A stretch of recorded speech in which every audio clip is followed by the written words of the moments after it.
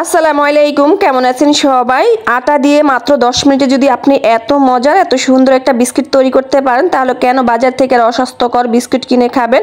আর কোনো রকম বাটার ঘি ছাড়াই কিন্তু এই বিস্কিটটা তৈরি করতে লাগবে মাত্র 10 মিনিট সময়। যাদের ঘরে ছোট বাচ্চা আছে তারা কিন্তু এই বিস্কিটটা তৈরি করে এটাকে সংরক্ষণ করতে পারবেন 10 থেকে 15 দিন পর্যন্ত। এটা অনায়াসে ভালো থাকবে। তাহলে চলুন আমরা রেসিপিটা দেখে নিই। এখানে প্রথমে আমরা একটা ডিম নিয়ে নিচ্ছি। আজকে আমি একটা ডিম আর 1 কাপ আটা দিয়ে কিন্তু এই বিস্কিটটা তৈরি করে নেব। আপনারা চাইলে বেশি করে তৈরি করতে পারেন। দিয়ে দিয়েছি এখানে আমি 1/3 কাপ চিনি, 1/3 কাপ দিয়েছি রান্নার সয়াবিন তেল। তবে আপনারা চাইলে কিন্তু এখানে বাটার দিতে পারেন। এখন ডিম, চিনি, তেল খুব ভালো করে ফেটিয়ে নিব যাতে চিনিটা একদম গলে যায় আর ডিমের কালারটা চেঞ্জ হয়ে যায়। যখন চিনিটা সম্পূর্ণ গলে যাবে তখন আমি দিয়ে দিচ্ছি এখানে 1 কাপ আটা। আমি আটা দিয়ে বিস্কিট তৈরি করব, আপনারা চাইলে ময়দাও নিতে পারেন। দিয়ে দিয়েছি এখানে আমি 1 চা চামচ বেকিং পাউডার, সামান্য পরিমাণে একটু লবণ দিয়েছি স্বাদের ব্যালেন্সের জন্য।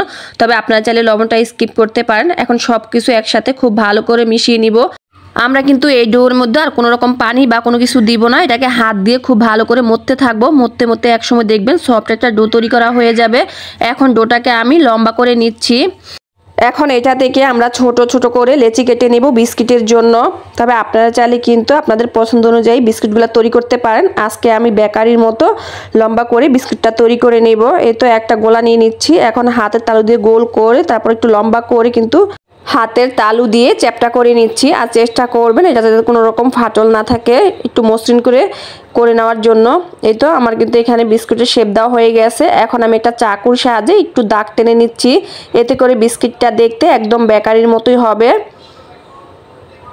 এই তো আমার একটা বিস্কিট কিন্তু তৈরি করা হয়ে গেছে। এখন আমি আরও একটা বিস্কিট তৈরি করে নিচ্ছি। মাশাআল্লাহ, বিস্কিটগুলো দেখতে কিন্তু এখনই খুব সুন্দর লাগতেছে।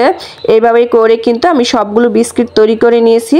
বিস্কিটগুলো ভাজার জন্য আমি চুলায় আগে থেকে তেল গরম করে নিয়েছি। আর তেলটা হালকা গরম হয়ে আসলে কিন্তু আমরা বিস্কিটগুলো দিয়ে দিব। আর বিস্কিটগুলো দিয়ে কিন্তু সাথে সাথে নাড়া যাবে না, কিছুক্ষণ অপেক্ষা করতে হবে। আর চুলার আঁচটাকে একদম মিডিয়াম টু লো আঁচে রেখে বিস্কিটগুলো ভেজে নিতে হবে। তাহলে বিস্কিটগুলো ফুলকো হবে আর মুচমুচে হবে।